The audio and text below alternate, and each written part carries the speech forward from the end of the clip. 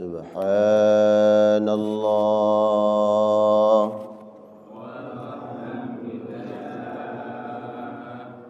wa la ilaha illallah wallahu akbar. Subhanallah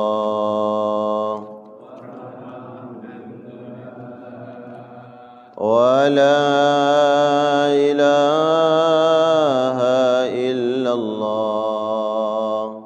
wallahu akbar. Subhanallah walhamdulillah wa la ilaha illallah wallahu akbar.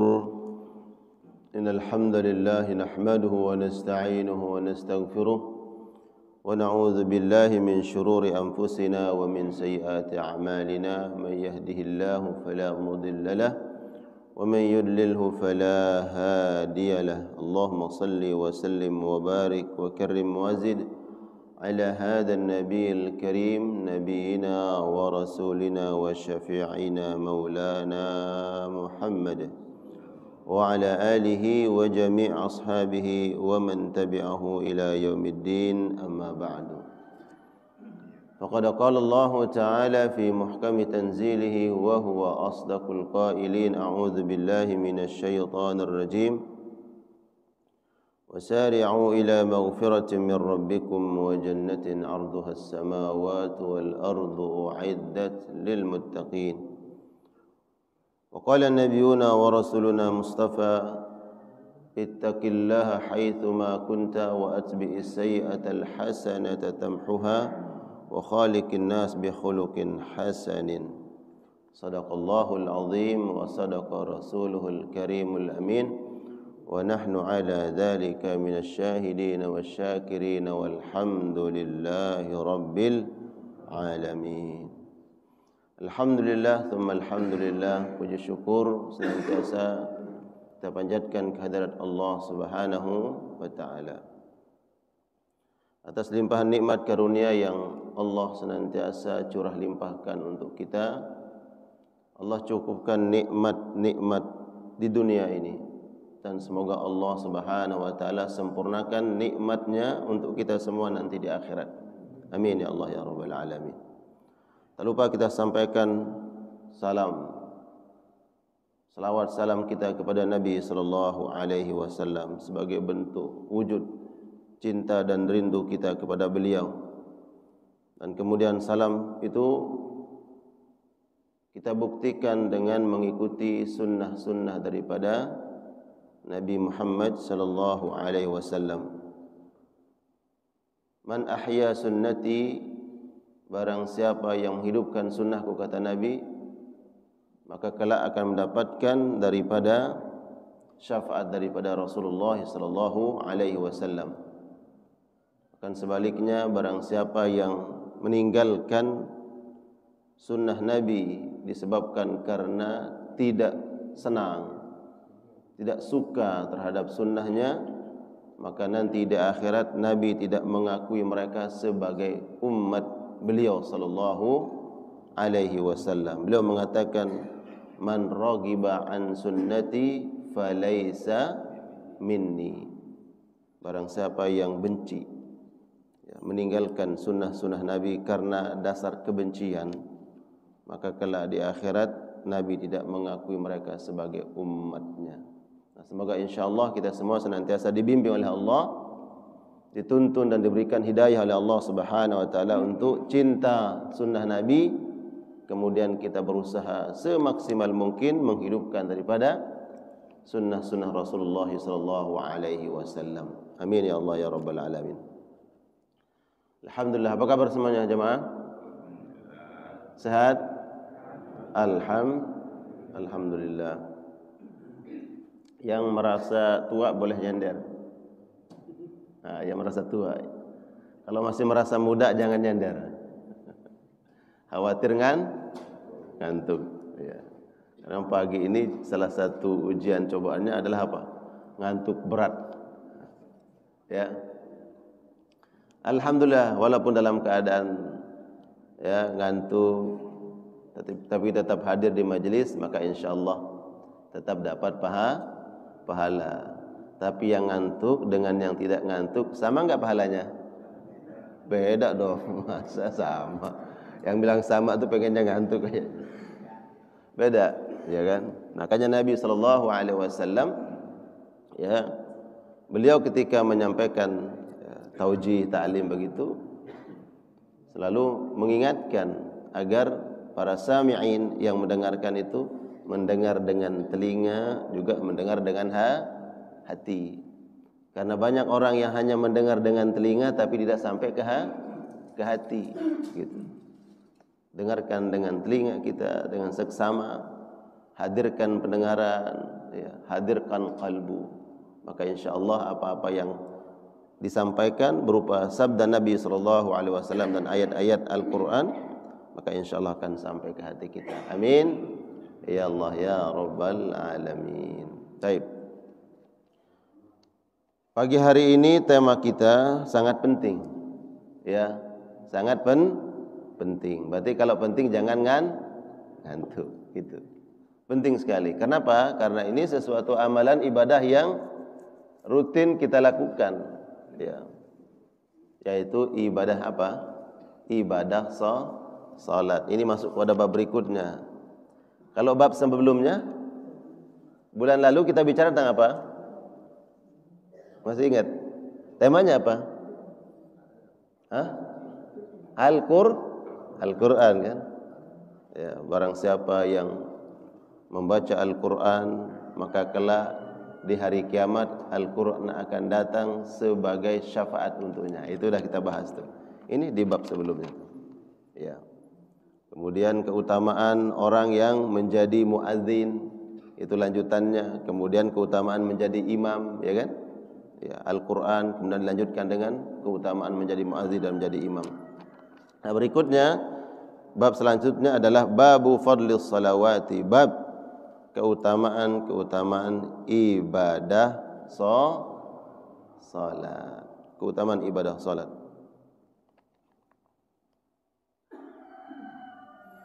Allah Subhanahu wa taala berfirman di dalam Al-Qur'an surat Al-Ankabut ayat 45. Ini ayat pertama yang dicantumkan oleh Imam Nawawi rahmatullah alaih pada bab ini. Qala Allah Ta'ala innas salata tanha 'anil fahsya'i wal munkar. Firman Allah, sesungguhnya salat yang kita lakukan itu tanha, dia mencegah, dia menghalangi, dia menjadi benteng. Bagi siapa? Bagi pelakunya. Bagi yang melakukan ibadah salat. Dari apa? Anil fahsya'i wal munkar. Menghalangi seseorang daripada berbuat fahsya. Wal munkar. Fahsya adalah perbuatan maksiat yang berkaitan dengan melanggar norma-norma yang mulia, berbuat perbuatan yang melanggar etika. Itu lebih daripada makna fahsya, berbuat yang keji. Wal munkar, munkar adalah perbuatan-perbuatan dosa secara umum. Sehingga ulama mengatakan fahsya itu adalah dosa-dosa yang ketika seseorang melampiaskan hawa nafsu, nafsu syahwat, ini disebut dengan perbuatan fahsya. Nafsu syahwat, dorongannya karena syahwat. Contohnya apa? Az-zina. Zina itu disebut dengan dosa fahsya. Ya. Wal munkar, dan perbuatan keji, dosa yang berbentuk umum, banyak dosa itu. Ya. Ada orang berbuat dosa karena dorongan apa? Karena marah, karena dendam. Orang bertengkar, orang berkelahi, baku hantam, itu karena dorongan syahwat atau karena nafsu amarah. Itu termasuk dosa mungkar. Tapi kalau fahsya ini adalah karena dorongan hawa nafsu. Ya. Berbuat zina, berbuat tidak senonoh, itu disebut dengan fahsya. Nah, salat yang dilakukan oleh seorang hamba sejatinya mampu menghalangi seseorang dari berbuat fahsya dan berbuat mungkar. Ini salah satu tujuan daripada Allah mewajibkan, Allah merintahkan ibadah salat. Karena hamba Allah yang bernama manusia ini adalah makhluk yang dimuliakan oleh Allah. Walaqad karramna bani Adam. Allah muliakan dia. Maka ketika Allah muliakan, Allah tidak menginginkan hamba ini kemudian terjatuh ke dalam jurang kehinaan. Itu kemudian Allah buatkan, ya, Allah berikan sebuah aturan yang kemudian menghalangi seseorang jatuh kepada kehinaan, yaitu ibadah salat. Hadis pertama yang dicantumkan oleh Imam Nawawi rahmatullah alaih adalah sabda Nabi sallallahu alaihi wasallam dalam bentuk perumpamaan atau tamtsil. Jadi diumpamakan oleh Nabi. Nabi sallallahu alaihi wasallam bersabda, "Ara'aitum, bagaimana menurut pendapat kalian? Lau anna nahran bibabi ahadikum yagtasilu minhu kulla yawm 5 marrat, hal yabqa min daranihi syai'un?" Bagaimana menurut kalian apabila atau seandainya ada sebuah sungai, ini perumpamaan Nabi, sungai. Sungai ini mengalir di hadapan atau di depan rumah kalian. Sungai, jangan bayangkan sungai Ciliwung. Bayangkan sungai kita yang di kampung pada tahun berapa? Ya 20 tahun yang lalu lah. Sungai kita di kampung. Airnya jernih enggak, Pak? Sungai Ciliwung 30 tahun yang lalu jernih enggak? Allahu alam. Ya. Atau 50 tahun yang lalu ya, biar lebih jernih lagi. Ya. Sungai ini mengalir di hadapan rumah kalian. Kemudian yagtasilu minhu kulla yaumin 5 marrat. Dan kalian mandi di sungai itu setiap harinya 5 kali. Kebayang, Pak, kalau mandi 5 kali sehari. Sungainya seperti sungai kita yang di kampung pada tahun berapa tuh? Ya, sungainya yang masih jernih, bersih. Atau sungai sekarang tapi masih di mana? Sungai yang puncak lah.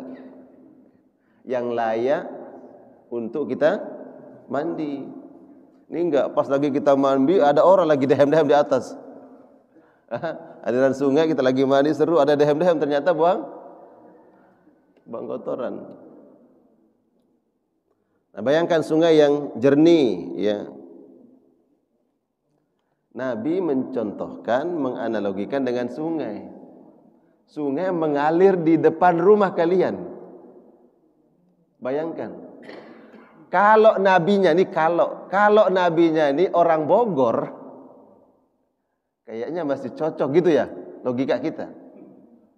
Kenapa? Karena Bogor ya kan banyak sungai.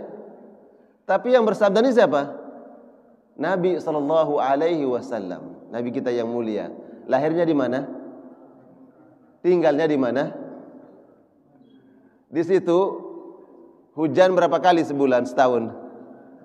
Coba cari sungai di zaman Nabi dulu. Kalau sekarang sudah banyak sungai-sungai buatan, banyak tuh. Taman-taman, kebun-kebun ya, buatan banyak. Tapi zaman dulu yang mereka kalau hujan sekali aja hujan, ya Allah, seperti hujan emas. Ya kan? Yang di dalam rumah keluar. Kenapa? Mandi hujan. Enggak ada orang yang dalam rumahnya, pada keluar semua mandi hujan. Jarang hujan. Kalau kita lagi di rumah hujan, masuk rumah, takut sama hujan. Kenapa? Hujannya setiap hari. Nah, kata Nabi umpamakan seperti itu kepada mereka yang memang, ya Allah, coba bayangin ya gitu. Kalau kita membayangin biasa, kali kita lihat banyak kali. Ya. Enggak tertarik kita mandi setiap 5 kali sehari dikali. Kenapa? Oh, kali setiap hari kita lihat. Tapi kalau bayangkan kalau orang Arab sana, mereka punya tempat tinggal di suatu tempat yang di rumah mereka itu ngalir apa? Sungai. Ini kan simbol apa? Simbol daerah yang subur, ya, hijau. Kali, sungai mengalir, berarti di daerahnya itu apa? Subur. Ya. Kata Nabi, kemudian kalian mandi setiap harinya berapa kali? 5 marrat. Hal yabqa min daranihi syai'un. Kira-kira menurut kalian, apakah orang ini memiliki atau adakah kotoran yang melekat pada dirinya? Kata pada para sahabat, qalu la yabqa min daranihi syai'un. Ya Rasulullah, pasti orangnya ini orangnya bersih. Ya, bersih. Kemudian apa? Rapi, sehat. Kira-kira begitu. Apa sebab? Karena 5 kali sehari mandi. Sehat. Tapi kalau kita diajarkan berapa kali Pak mandinya? Berapa kali? 2, pagi, sore. Ya Allah. Pagi, sore. Kemudian malam mandi juga. Iya Pak? Iya, mandi beda. La yabqa min daranihi syai', maka tidak tersisa kotoran padanya, bersih. Qala, Nabi kemudian mengatakan, fadzalik mathalus salawatil khams. Begitulah perumpamaan salat 5 waktu. Yamhullahu bihinnal khataya. Yang dimaksud oleh Nabi dengan daranihi, kotoran itu adalah dosa. Kalau kalian senantiasa menjaga ibadah salat yang 5 waktu, maka sesungguhnya tidak ada dosa-dosa yang tersisa. Bersih, suci. Kenapa? Pagi ba'dal fajri salat subuh. Apa sebab? Allah Maha tahu. Mungkin dari waktu Isya sampai waktu subuh itu ada dosa yang kita lakukan. Betul enggak? Allah bersihkan, Allah hapus, Allah maafkan dosa-dosa itu sampai waktu subuh. Dari waktu subuh sampai waktu zuhur mulai beraktivitas. Pedagang datang ke pasar, para pekerja datang ke tempat pekerjaannya, para pegawai datang ke kantor, para semuanya mulai beraktivitas. Betul enggak? Kira-kira berpotensi besar enggak kita berbuat dosa, Pak? Dari waktu subuh sampai waktu zuhur ada dosa. Dosa telinga, dosa mata, dosa tangan, dosa kaki. Siapa yang enggak terbebas dari dosa? Ya Allah, enggak usah dah hitung sampai zuhur, baru keluar pintu aja sampai rumah, mungkin ada dosa yang kita lakukan. Betul enggak? Baik dosa mata, hati, lisan, dan seterusnya. Allah tidak inginkan kita ini berlumuran dosa. Allah kemudian wajibkan salat sampai waktu zuhur, Allah bersihkan, Allah hapus dosa-dosa. Karena enggak tahu, bisa saja kemudian nanti jam 1, jam 2, inna lillahi Wa inna ilaihi rajiun. Kepanjangan waktunya dari waktu subuh sampai waktu asar. Seandainya Allah wajibkan subuh, baru waktunya maghrib. Kepanjangan waktunya orang berbuat dosa, berbuat maksiat, belum sholat dia meninggal dunia. Allah enggak inginkan itu. Allah wajibkan waktu zuhur. Sehingga di antara waktu sholat ini Allah bersihkan dosa-dosa. Setelah sholat zuhur, biasanya kalau di kantor sholat zuhur dulu atau makan siang dulu, Pak? Hah? Sholat dulu. Yang benar, Pak. Sholat dulu. Sholat dulu berarti dosa ketika dia bekerja dibersihkan. Habis sholat makan. Di mana? Ya di kantin kantor. Ketemu sama temen, ketemu sama si dia, ketemu sama Ria, ketemu sama Nani, ketemu sama macam-macam. Dosa nggak kira-kira, Pak? Kok nggak mau ngaku? Iya, Allah tahu itu. Kita berbuat dosa. Iya. Ya Rabb. Makanya kadang suami lebih banyak dengan bergaul dengan siapa? Dengan yang bukan istrinya. Ya. Dia punya rekan kerja. Ini bejanya. Di sampingnya teman kerjanya perempuan. Ya, sehari berapa jam dia kerja? 8 jam. Dari pagi interaksi sama teman kerjanya. Selesai itu di kantin ngobrol lagi. Betul nggak, Pak? Allah. Pulang ke rumah, kantornya di Sudirman, tinggalnya di Depok. Pulang jam berapa? Jam 5, setengah 5. Kira-kira sampai rumah jam berapa, Pak? Ya, sampai rumah penat. Baru ketemu anak, ketemu istri, itu pun sebentar, tidur, udah. Jadi Allah tahu lah. Allah tahu dosa-dosa kita. Kemudian Allah wajibkan ibadah salat. Allah bersihkan dosa kita. Ya. Dari waktu zuhur sampai waktu asar ada dosa yang dilakukan, baik sengaja ataupun tidak sengaja. Kalau mau hitung, Pak, mana lebih banyak dosa yang dilakukan dengan sengaja atau tidak sengaja? Mungkin lebih banyak sengaja. Kenapa sengaja? Tahu. Orang yang tahu itu dosa berarti sengaja. Sengaja tidak sengaja berbuat dosa sampai waktu asar Allah bersihkan, Allah hapus. Allah Maha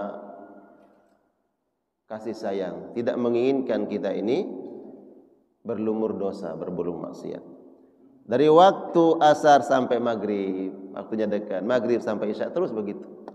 Sebagaimana dianalogikan oleh Nabi, mandi 5 kali sehari, maka setiap ada kotoran dibersihkan, ada kotoran dibersihkan, ada kotoran dibersihkan. Allah sayang. Ya, ma min mauludin ya yuladu alal fitrah, kullu mauludin yuladu alal fitrah. Setiap bayi yang lahir itu lahir dalam keadaan bersih, suci.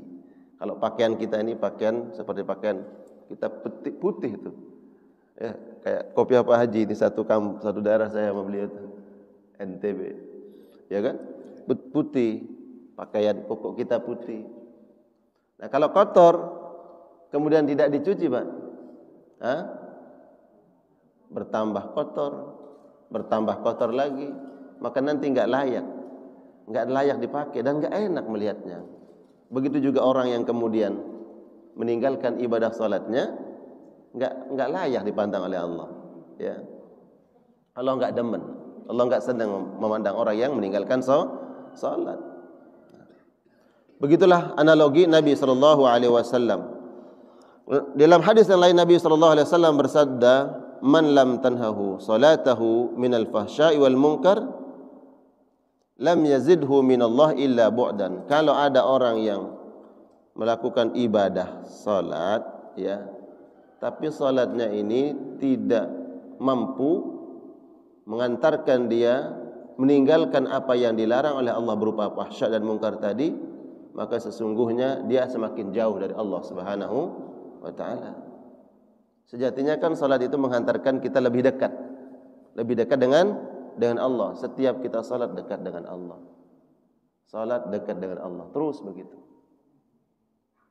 Ya. Disebutkan dalam sebuah makalah oleh seorang ulama bernama Abdurrahman bin Nasir As-Sa'di dalam tafsir beliau, tafsir Taysirur Rahman fi Tafsir Kalamil Mannan. Beliau mengatakan ketika seseorang melakukan ibadah salat, dia sedang menghadap kepada Allah. Menghadap itu kan datang, mengadu, menyampaikan, bertemu, itu menghadap. Sebagaimana kita ingin menghadap siapa? Atasan kita lah. Ya, menghadap, ketemu kita. Nah, ketika dia salat, dia menghadap Allah Subhanahu wa taala. Selesai dari salat itu seperti seorang bawahan yang kemudian pergi. Ya, pergi, tidak lagi bersama atasannya. Nah, kalau kemudian terlalu lama dia tidak menghadap, tidak datang, maka apa yang terjadi? Bisa saja dia dilupakan. Enggak dekat. Enggak kenal. Orang itu kalau sering ketemu, bahasanya sering setor muka, itu makin akrab. Itu contoh manusia ya. Makin akrab, makin dekat. Maka ada kedekatan di situ. Karena sudah akrab, sudah dekat. Pak, tolong dong bantu. Ada apa? Kami ada proyek di kampung, ada ini. Proyek apa? Ada bantuan sosial. Oh iya, berapa butuhnya? Enak kan? Berapa butuhnya? Ini proposalnya Pak. Iya, langsung ngasih proposal. Langsung dilihat proposalnya. Iya lah, gampang. Tolong kasih ini memonya ke sekretaris. Enak gak begitu Pak? Enak. Karena udah dekat, udah kenal. Orang ini tahu bahwa oh ya ini orangnya udah setiap waktu sering ketemu dan tahu bagaimana akhlaknya dan seterusnya. Begitu dengan Allah Subhanahu wa taala. Ini contoh, walaupun kita enggak mungkin membandingkan manusia dengan Allah, tapi ini sebagai analogi agar kita kemudian mampu memahami contoh-contoh dan analogi yang disampaikan oleh Nabi sallallahu alaihi wasallam. Begitu juga kalau kita sering datang kepada Allah, terus punya proposal. Tulis proposalnya satu, anak saya mau masuk kuliah. Proposal keduanya, ya, saya ingin naik jabatan. Umpama. Proposal ketiga, lagi ada masalah keluarga. Proposal 4, apalagi Pak? Ya, ngajukan proposalnya ke siapa? Ke Allah. Kira-kira kalau kita sering menghadap Allah, kemudian ajukan proposal kita, di ACC tidak oleh Allah. Insya Allah mudah di ACC-nya. Ya. Oh ya, ini selesai urusanmu, ya diselesaikan oleh Allah, selesaikan oleh Allah, selesaikan oleh Allah.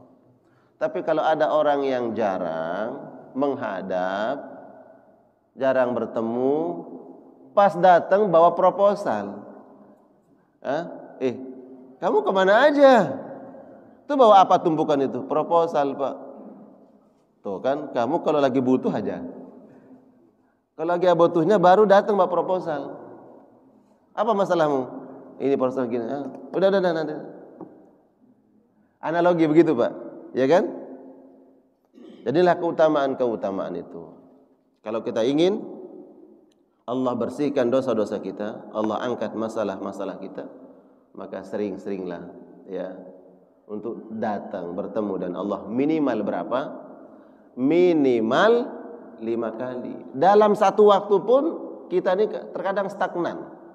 Apa itu stagnan? Ya enggak melangkah lebih cepat. Ya, begitu aja. Ya memang kelas imannya kita ini begitu aja.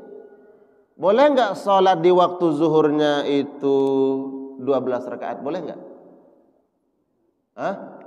Boleh enggak? Boleh. Di waktu zuhur. Saya bilang di waktu zuhur, bukan sholat zuhur. Sholat zuhur enggak berubah Pak. Sholat zuhur, inna salata alal mu'minin kitaban mawquta, waktunya sudah tepat dan rakaatnya sudah ditentukan, enggak boleh nambah. Saya kuat sholat zuhurnya 50 rakaat, bisa? Enggak boleh.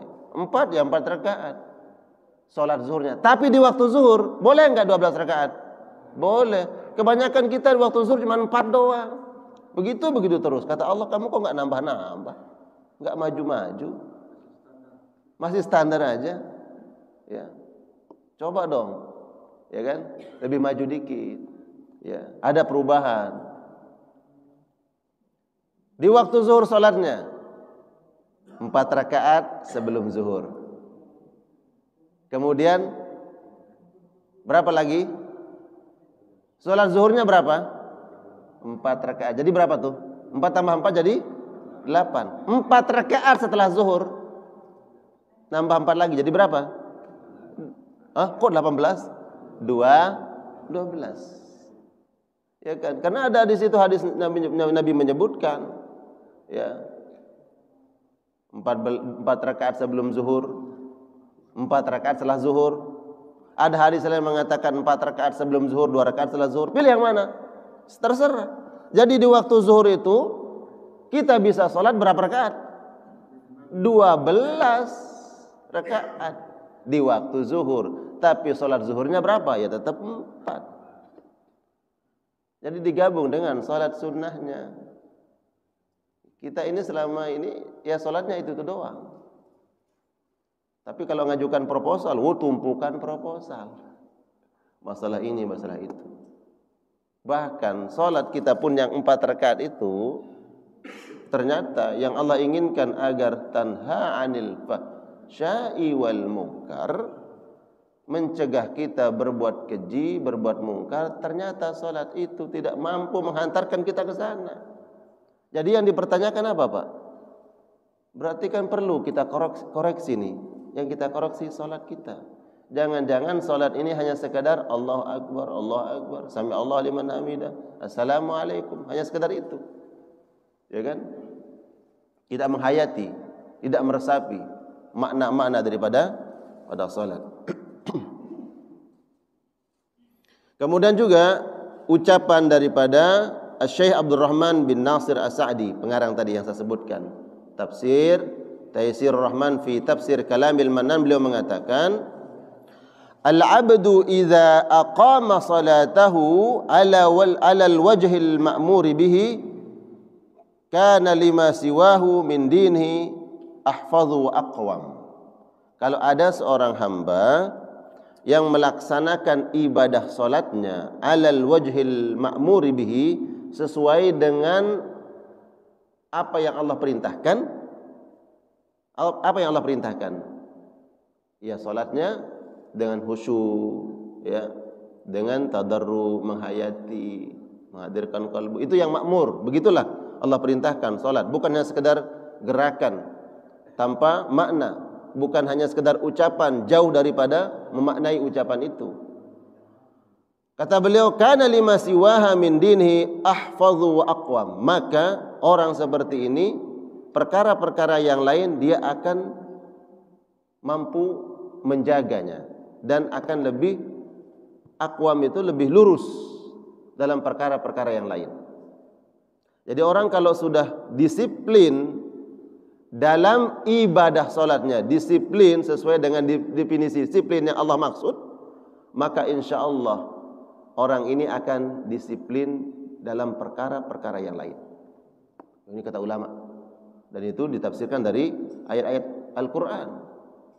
Makanya kalau saya ngisi di beberapa tempat di perkantoran, saya bilang kepada pihak manajemen, Anda usahakan berikan ruang untuk, ada yang di restoran, ya, ada yang sebagai orang terdepan untuk melayani customer dan seterusnya, pelayan dan seterusnya. Saya bilang, kalau Anda ingin karyawan-karyawan ini bekerja dengan dan penuh kejujuran, ya, berintegritas, jujur, amanah, maka berikan ruang kepada teman-teman ini untuk jaga ibadah salatnya.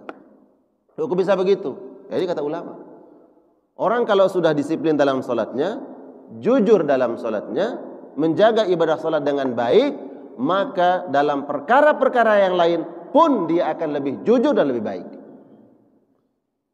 Kalau salat sudah diabaikan, salat tidak diperhatikan, maka jangan berharap banyak dia akan jujur, akan lebih baik dalam perkara yang lain. Nah, ini kan sebagai pelajaran buat kita. Baik anak-anak kita, keluarga kita. Makanya kemudian seorang ayah ketika menginginkan anaknya disiplin, anaknya jujur, anaknya baik, anaknya soleh, tekanan pertama adalah jaga ibadah salat. Jangan menjadi ayah yang saya ingin katakan lebay, atau menjadi ibu yang lebay. Contohnya, ayahnya bilang, Bu, tolong bangunin tuh si Andi, umpama namanya Andi, atau tolong bangunin Ridwan salat subuh. Pak, kasihan Pak, dia semalam tidur larut malam, kasihan. Padahal ini anak sudah usia apa? Sudah balik, udah SMP, udah SMA. Tapi kasihan, naluri hati seorang ibu. Tapi mestinya adalah tidak memperturutkan naluri itu. Lihat bagaimana kewajiban, perintah Allah. Kalau anak ini kemudian dia terbiasa tepat waktu dalam ibadah, ya, mengetahui keutamaan ibadah itu, nanti tumbuh besar menjadi anak yang saleh, sesuai dengan harapan orang tuanya. Apa sebab? Allah nanti akan membimbing hatinya dengan dia ibadah salat tepat waktu, menjaga ibadah ini dengan baik, maka insya Allah Allah yang akan bimbing dia. Jadi seorang ayah itu ya jangan salah dalam meletakkan sayang tadi, karena terlalu sayang, terlalu cinta, akhirnya ya kasihan ya kalau saya bangunkan anak saya. Justru kasihan kalau nanti dia berperilaku seperti itu, nggak dianggap sholat itu perkara yang prioritas, kan kasihan. Ya, kasihan apa? Dunianya kasihan, akhiratnya lebih kasihan. Orang yang melalaikan salat itu sangat berpotensi besar melalaikan nanti perkara-perkara yang lain. Orang yang meremehkan ibadah salat, maka dia akan berpotensi besar meremehkan perkara-perkara yang lain. Ya kan? Makanya kemudian Nabi SAW memerintahkan kita untuk senantiasa menjaga ibadah salat. Nabi ketika beliau akan meninggal dunia, pesan beliau apa? As-salah, salat tolong dijaga, salat tolong dijaga, salat tolong dijaga. Kapan Nabi mengucapkan itu? Ketika beliau akan meninggal dunia, ketika nafas-nafas terakhir beliau, yang disebut itu salat. Apa sebab? Karena Nabi tahu keselamatan umatnya. Nabi tahu apa yang menjadi penyebab umat ini akan selamat, yaitu ibadah salat. Nabi enggak menginginkan umatnya ini menjadi hina, ya, sengsara di dunia, sengsara di akhirat. Karena Nabi tekankan, salat tolong dijaga, salat tolong dijaga. Kalau sudah menjaga salatnya, selamat insyaallah. Selamat dunia, selamat akhirat. Ya.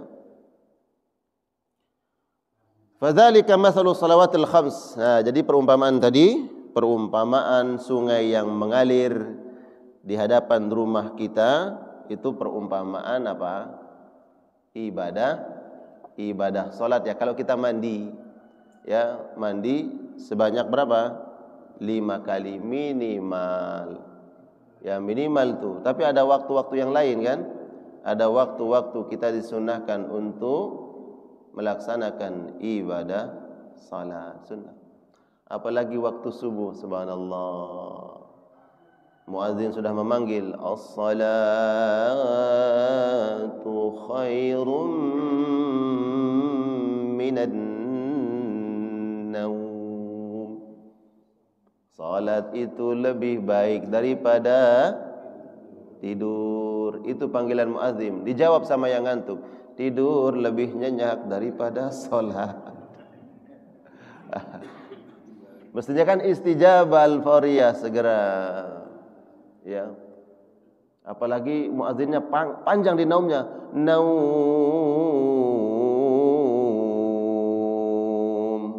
Ya kan? Apa di naum? Tidur. Boleh. Jadi ada muadzin yang naumnya panjang, ada yang naumnya enggak terlalu panjang. As-salatu khairum minan naum. Sedikit aja naumnya. Karena kalau terlalu panjang Ustaz, takutnya nanti dia disuruh tidur. Dia enggak dengar as-salatu khairun, yang dia dengar naum, jadi tidur. Tidur dia. Walaupun ada yang panjang nggak apa-apa, ya. Jangan menyalahkan. Itu boleh karena dua yang sukun. Ya. Jadi as-salatu jadi dipanggil, ya. Kemudian kita bergegas bangun, ya Allah. Kata Nabi, ya, basyiril masyaina fi dzulami bin nurit tam yaumal qiyamah. Ya. Perhatikan sabda Nabi, basyiril masyaina fi dzulami bin nurit tam yaumal qiyamah. Berikan kabar gembira kepada mereka-mereka yang keluar dari rumahnya di waktu gelap gulita. Nanti di akhirat akan disempurnakan cahayanya oleh Allah Subhanahu wa taala, cahaya yang sangat terang benderang, cahaya yang sempurna. Apa yang dimaksud dengan fil zulami, di waktu gelap gulita? Al waktu subhi wa waktul isya'i. Waktu subuh dan waktu isya. Nabi mengatakan waktu subuh dan waktu isya ini adalah waktu yang masih gelap. Ya. Gelap di zaman Nabi. Kalau zaman kita udah terang benderang. Ya, lampu sudah berderet depan, ya, di jalan. Ya. Tapi ini memang waktu yang secara umum masih gelap. Waktu isya dan waktu subuh, dan dua waktu ini sebenarnya adalah waktu yang sangat berat dilakukan oleh orang-orang yang ada kemunafikan di dalam hatinya. Ini waktu yang berat, ya. Waktu subuh enak untuk masih tidur, waktu isya ya enaknya leha-leha mau tidur. Jadi berat dua waktu ini. Makanya kemudian Nabi sampaikan tuh, berikan kabar gembira bagi mereka yang keluar dari rumahnya menuju masjid di waktu subuh dan waktu isya, ya. Subuh dan isya. Basyir itu berikan kabar gembira. Masa kita enggak bergembira? Ini dari Nabi, ya. Ada garansi dari Nabi bahwa orang yang menjaga waktu subuhnya dan waktu isyanya, salat berjamaah di masjid, Allah akan sempurnakan cahayanya nanti di akhirat. Bercahaya. Garansi dari Nabi, ya harus kita percaya. Harus lebih termotivasi. Apa sebab? Garansi dari gelodok aja kita percaya. Ya, beli barang ada garansinya, Pak. Berapa? 1 tahun. Kita percaya. Lalu kenapa tidak percaya dan yakin dengan garansi janji dari Nabi sallallahu alaihi wasallam? Ya, alhamdulillah, berarti nanti ini jamaah yang senantiasa menjaga salat subuhnya, wajahnya bercahaya nanti di akhirat. Amin. Ya, dijelaskan oleh para ulama bagaimana bentuk cahayanya. Ya, bercahaya, nampak dari wajah mereka, bahkan seluruh tubuhnya bercahaya. Pernah tahu, Pak, ada binatang yang terbang tuh itu bercahaya ininya, tubuhnya. Pernah tahu? Pernah lihat? Ya. Apa namanya tuh? Serangga. Serangga apa tuh yang kunang-kunang, ya. Bukan berkunang-kunang. Kunang-kunang tuh kalau dia terbang kan bercahaya dia. Ya Allah. Coba itu dari mana cahayanya? Ya kan? Ada yang kunang-kunang bercahaya kan? Dia terbang cahaya. Ya Allah. Apalagi nanti hamba-hamba Allah di akhirat diberikan cahayanya. Bahkan cahaya orang-orang beriman itu lebih terang daripada cahayanya matahari. Cahaya matahari panas, tapi cahaya orang beriman itu nanti bukan cahaya panas. Ya. Sallallahu alaihi wasallam, ini yang disampaikan oleh Nabi sallallahu alaihi wasallam. Salat subuh, zuhur, asar, maghrib, isya. Di Al-Quran disebut enggak 5 waktu ini? Karena ada tuh, pernah kita dengar orang yang mengatakan, kalian kenapa sholat 5 waktu? Ya, kalian ini terjajah. Kalian ini melakukan perbuatan yang tidak ada dasarnya. Sholat subuh, sholat zuhur, asyar, maghrib, isya. Coba carikan saya dalam Al-Quran. Siapa yang dapat menemukan ada sholat subuh, zuhur, asyar, maghrib, isya, saya kasih uang berapapun dia mau. Coba cari dalam Al-Quran, nggak ada, kata dia. Ya, memang sih nggak ada disebutkan salat as-subh, az-zuhr, wal asr, ya, wal maghrib, wal isya itu nggak ada di dalam Al-Quran. Menyebut waktu itu nggak ada. Tapi Nabi menyebut dalam hadis, dan Al-Quran menyebut secara umum, ya, tidak menyebut waktunya, ya, tidak menyebut waktu zuhur, waktu asar, maghrib, isya, subuh, ya. Tapi waktu secara umum disebut oleh Al-Quran. Itu terdapat di dalam surat Hud. Ini dalil nanti kalau ada orang ngoceh-ngoceh begitu. Hud 114. Hud 114. Itu dijelaskan ada salat subuh, ada salat zuhur, ada salat asar, maghrib, isya. Tapi tidak menyebut zuhurnya. Tapi waktu secara umum. Allah Subhanahu wa taala berfirman, "Aqimis shalah." Laksanakanlah salat. Kapan? Tarafayn nahar. Ya, di dua ujung siang. Tarafayn nahar, dua ujung siang. Wa zulufan minal lail, dan pada permulaan malam. Ya. Innal hasanat yudhibna sayiat. Karena kebaikan-kebaikan itu akan membersihkan keburukan-keburukan. Nah, yang dimaksud dengan tarafayn nahar, dua ujung siang, itu adalah ujungnya ini siang, ujung sebelumnya adalah subuh, ya. Kemudian ujungnya setelahnya adalah asar. Jadi ada solat subuh, ada solat siang yaitu zuhur, ada ujungnya lagi solat asar. Udah 3 waktu disebut. Tinggal berapa? Tinggal 2, maghrib isya. Maghrib isyanya mana? Kata Al-Quran, wa zulufan minal lail, dan pada permulaan malam. Permulaan malam itu kapan? Mulai maghrib, isya, dan ini bahasa Arab. Ya. Jadi sudah disebutkan oleh Allah secara umum. Dirikanlah kalian salat itu pada 2 ujung siang. 2 ujung siang, ujung pertamanya subuh, kemudian siangnya itu zuhur, ujung keduanya adalah asar. Wa zulufan minal lail, dan permulaan malam. Permulaan malam itu kata Al-Quran ini dimaksud maghrib, isya. Selesai 5 waktu. Subuh, zuhur, asar, maghrib, isya. Jadi yang nyeloteh mengatakan enggak ada waktu zuhur, enggak ada waktu asar. Memang dia enggak baca ayat, enggak paham ayat. Ya. Dan itu dijelaskan oleh orang yang mengerti bahasa Arab, yang turun kepadanya Al-Quran. Nabi SAW diturunkan Al-Quran kepadanya, kemudian di samping-sampingnya ada para sahabat. Ada ahli tafsir namanya Abdullah bin Abbas. Siapa Abdullah bin Abbas? Sepupunya Nabi SAW. Abbas adalah pamannya. Abdullah bin Abbas adalah sepupu Nabi, orang yang paling alim dalam Al-Quran. Ini jelaskan. Tiba-tiba muncul orang di akhir zaman yang enggak jelas juntrungannya dari mana, belajarnya di mana, gurunya dari mana, silsilah ilmu dari mana. Coba carikan dalam Al-Quran. Ada enggak disebut waktu subuh, zuhur, asar, maghrib, isya yang kalian lakukan itu? Kalian cuma capeknya doang.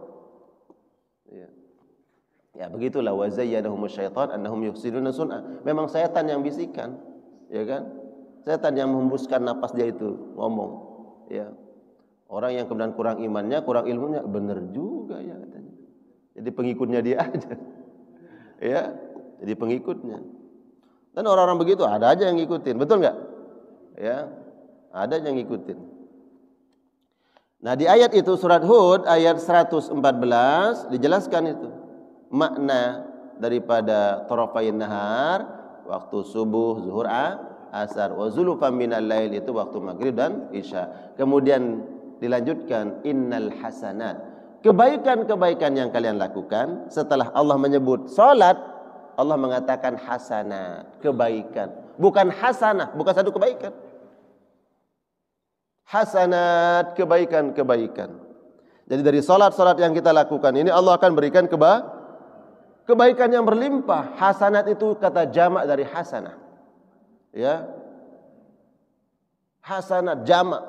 Jadi banyak-banyak kebaikan. Jadi kalau kita ingin rumah kita menjadi sumber kebaikan dan kebaikan datang berlimpah ke rumah kita, maka jaga ibadah salat. Salatnya jangan hanya tadi waktu itu saja. Ya. zuhur 4 rakaat, laksanakan zuhur 4 rakaat di masjid. Tapi sunahnya di mana? Di rumah, biar ngumpul tuh hasanat di rumah kita. Salat subuh berapa? 2 rakaat. Tapi sebelumnya ada sunnah, bisa laksanakan di rumah, bisa laksanakan di masjid. Ya. Bisa gantian, di rumah untuk salat sunnahnya, nanti di masjid berikutnya. Boleh. Tambahlah. Ya, jangan monoton hanya di situ aja. Rakaatnya begitu aja, tambah. Allah ingin lihat. Kok enggak nambah-nambah ya? Ya, kok enggak ada peningkatan, malah pengurangan, penurunan, jangan. Ya. Ada kalanya memang iman ini bertambah, ada kalanya menurun, tapi jangan kalau turun. Ya. Pas tanjakan enggak bisa nanjak. Ya. Innal hasanat, kebaikan-kebaikan yang dilakukan akan membersihkan dosa-dosa. Ya, dosa yang dilakukan. Nah, kemudian disebutkan dosa apa? Dosa shaghair. Dosa-dosa kecil. Apa sebab? Karena balasan pahala sudah diberikan. Balasan pahala salat sudah disimpankan oleh Allah. Kemudian poin kebaikan yang berikutnya adalah Allah bersihkan dosa-dosa kecil. Jadi 2 poin dapat. Belum lagi yang ketiganya nanti. Kalau memang solat ini mampu mengangkat derajat. Karena solat dapat pahala. Solat membersihkan dosa. Solat menghantarkan lebih tinggi derajat kita di depan Allah Subhanahu wa taala. Itu. Nah, yang dibersihkan dosa-dosa ini jamaah yang Allah muliakan adalah dosa-dosa shaghair, dosa kecil. Adapun dosa besar harus dengan at-taubah, bertobat kepada Allah Subhanahu wa taala, harus taubat. Ya.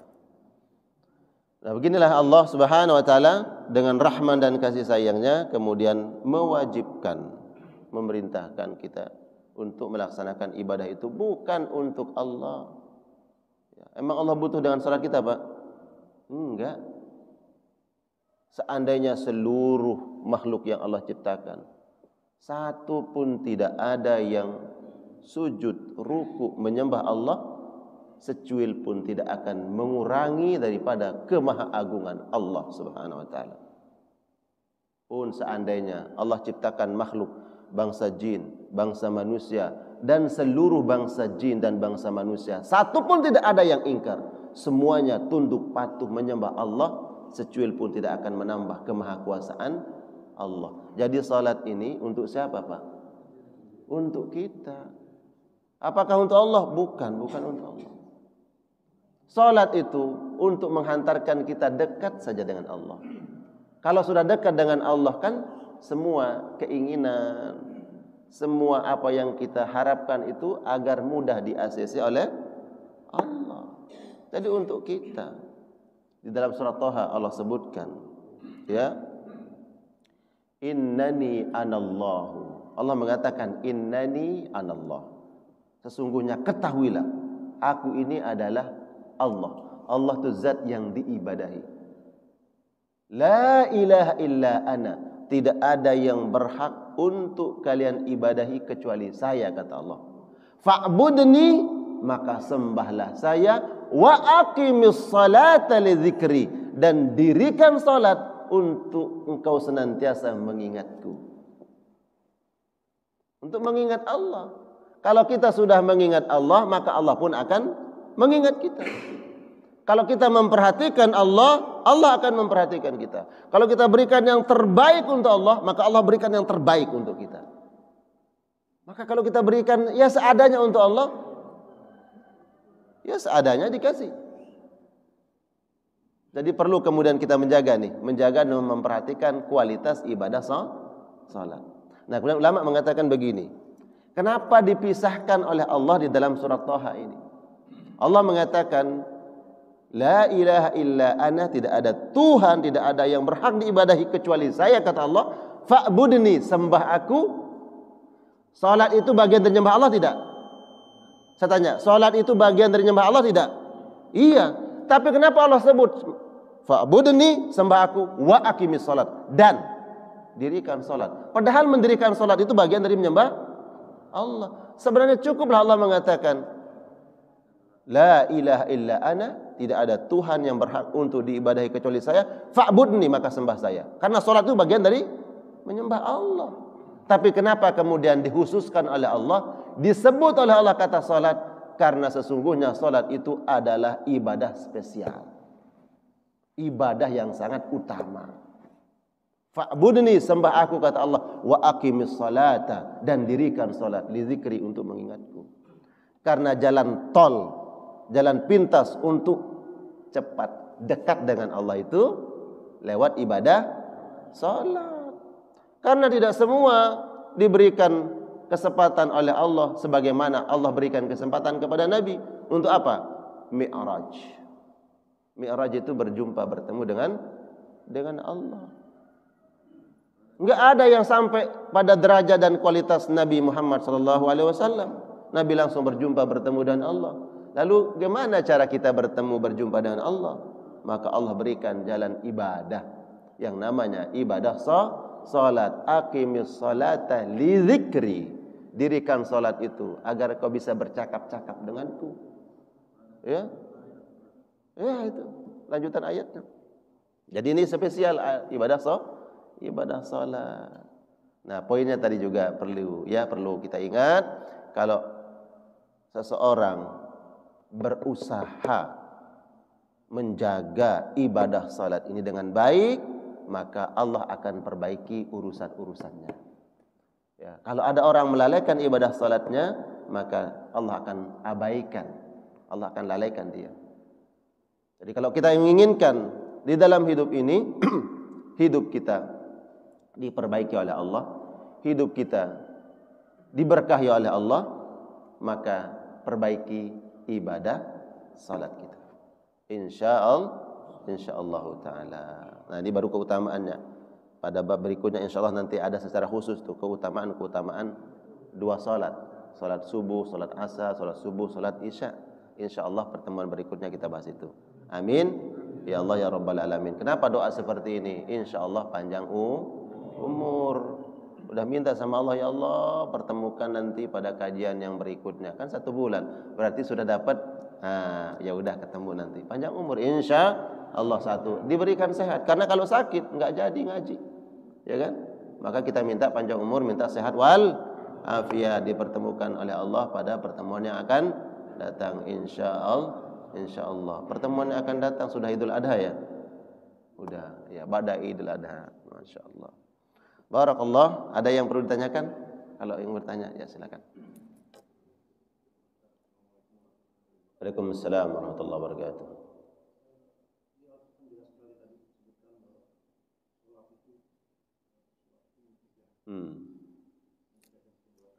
Kejidan.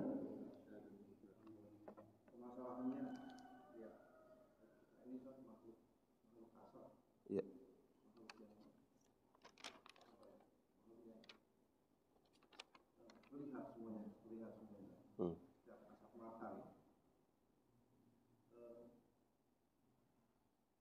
Menjaga saat kita sholat, menjaga konektivitas, ya, dengan Allah.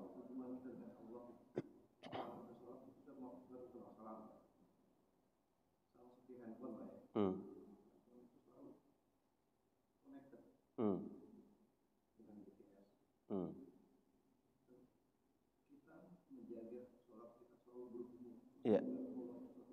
Ya. Baik.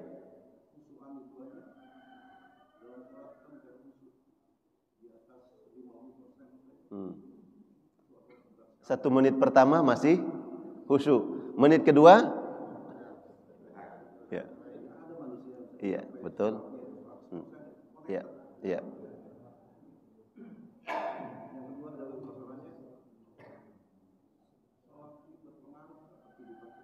Ya.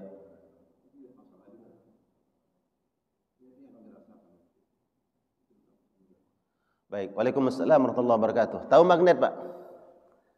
Magnet itu kalau 2 magnet dipertemukan, dia akan saling tarik menarik. Betul nggak? Ketemu cakep. Ini yang dimaksud oleh ulama bahwa salat itu tidak berdiri sendiri. Ada yang mempengaruhi salat oleh sesuatu, dipengaruhi salat itu oleh sesuatu di luar salat. Dan salat mempengaruhi sesuatu di luar salat. Jadi saling pengaruh, saling mempengaruhi. Apakah salat itu yang memperbaiki akhlak pribadi, tingkah laku seseorang, ataukah tingkah laku perbuatan baik orang di luar salat yang kemudian membuat salatnya jadi baik? Itu. Maka ulama mengatakan seperti magnet. Ya, kedua-duanya manusia itu harus menjaganya. Ada orang baru Allahu Akbar, ya Allah. Menit pertama khusyuk banget ya, ingat pada Allah. Menit kedua mulai itu pikiran kemana-mana, pekerjaan, keluarga, macam-macam. Ketika imam Allah Akbar baru Allah Akbar. Apa penyebabnya? Maka perhatikan perkara-perkara di luar salat. Di luar salatnya apa? Banyak, Pak.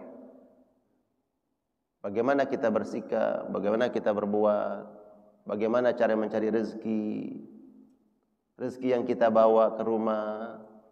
Karena itu nggak bisa kita kemudian menyalahkan Allah. Ya, ini kan memang takdir Allah saya dapat begini. Enggak.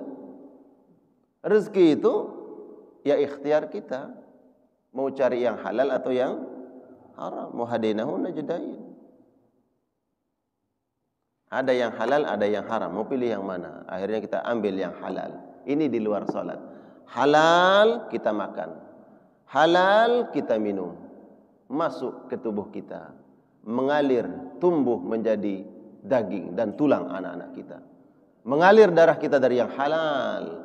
Maka Allahu Akbar, tenaga, kekuatan yang kita pakai untuk salat itu dari yang halal. Ini sangat berpengaruh pada ibadah salat. Di luaran kita pakai motor, kita pakai mobil, ya kan? Mata, ada ujian mata? Iya. Apa yang kita lihat itu masuk ke alam pikiran kita, langsung masuk ke hati. Kita lihat masuk ke hati. Nanti salat berpengaruh enggak mata kita di luar salat? Makanya kemudian Allah perintahkan kepada kita untuk yaguddun, mereka menundukkan pandangan. Karena apa yang kita lihat itu akan berpengaruh ke hati. Contoh, ketika dia datang ke suatu daerah, masuklah dia komplek perumahan elit. Tuh, dia lihat rumah di sini, ya Allah, berapa lantai ya. Ya, dilihat lagi di garasinya, mobil-mobil mahal semua. Ya Allah, enggak ada mobil ecek-ecek. Dia pantengin, dia liatin. Azan, Allahu Akbar, Allahu Akbar. Di mana? Di masjid di komplek itu. Masuk dia salat. Salat. Apa yang kebayang, Pak? Itu mobil yang tadi merah itu orangnya itu harganya berapa? Apa sebab, Pak? Karena al-fudul fin nazar. Fudulun nazar. Karena kita tidak menundukkan pandangan. Jadi menundukkan pandangan itu jangan hanya berpikir tundukkan pandangan kepada lawan jenis, tundukkan pandangan dari perkara dunia. Ya Allah, itu ruh tingkat. Udah tundukkan aja. Karena makin lama kita menatap itu, makin kuat menarik hati kita. Dia akan masuk ke hati, memenuhi hati kita. Ketika salat Allahu Akbar, penuh hati ini dengan yang kita lihat tadi, hilang Allah di situ. Konsentrasi di menit pertama, di menit kedua, kita mungkin hitung-hitung. Itu kalau saya bikin rumah seperti itu, kira-kira berapa tahun dari gaji saya ya? Betul nggak? Makanya kemudian ada kitab namanya Tazkiyatun Nufus. Di situ diajarkan jangan fudulun nazar, jangan berlebihan dalam menatap, melihat. Karena apa yang kita lihat, apa yang kita tatap itu berpengaruh ke hati kita. Hari masuk kantor, tiba-tiba teman kantor bawa mobil baru. Langsung tanya, baru ya? Iya baru. Berapa itu? Pokoknya berapa miliar. Ya, kita liatin, wah subhanallah. Fudul nazar. Di waktu sholat, tadi dia bilang berapa miliar ya? Dia nggak sebutan 3 atau 4. Kita yang berpikir, dia yang beli, kita yang capek berpikir. Betul nggak? Kenapa kita yang ribet gitu? Dia yang beli, kita yang capek berpikir, bahkan mengganggu salat kita. Jangan fudulun nazar. Udah begitu. Dalam urusan dunia, dalam banyak perkara, tundukkan pandangan. Jangan menganggap tundukkan pandangannya pada perempuan. Ya. Tapi kita ini kadang tidak menundukkan pandangan terhadap harta dunia. Kita melihat barang baru, kita melihat punya orang lain dan seterusnya, sehingga itu berbekas. Nah, ini yang saya katakan tadi. Kalau kita tidak menundukkan pandangan dalam urusan dunia itu, maka akan berpengaruh pada salat kita. Kapan kita bisa khusyuk? Enggak khusyuk, kenapa? Karena kita terlalu banyak memperturutkan pandangan kita, memperturutkan hati ini. Nah, begitu juga. Ya Allah, saya enggak ingin hati saya ini penuh dengan dunia. Mulai kita perbaiki salat kita. Maka insya Allah nanti Allah yang menuntun dan membimbing kita untuk menundukkan pandangan kita atas urusan-urusan dunia, perkara-perkara dunia, perhiasan-perhiasan dunia. Karena kita sudah berusaha semaksimal mungkin, berusaha sekuatnya. Dan Allah tahu bahwa kita sudah berusaha untuk menjaga ibadah salat dan khusyuk dalam salat. Kalau sudah berusaha, Allah yang bimbing hati kita. Jadi duanya dijaga, Pak. Jaga ibadah salatnya, jaga di luar salat. Karena apa yang terjadi di luar salat ini sangat berpengaruh di salat kita. Salat yang khusyuk, salat yang baik akan berpengaruh pada perkara di luar salat. Insyaallah begitu, Pak ya. Barakallahu fiik. Baik, cukup. Kita cukupkan satu pertanyaan karena waktunya sudah tidak memungkinkan. Ada jamaah yang sudah gelisah. Gelisah. Ya. Barakallah. Kita tutup dengan doa kafaratul majlis. Subhanakallahumma bihamdika asyhadu an la ilaha illa anta astaghfiruka wa atubu ilaik. Wa sallallahu ala nabiyyina Muhammad wa ala alihi wa ashabihi wasallam. Assalamualaikum warahmatullahi wabarakatuh.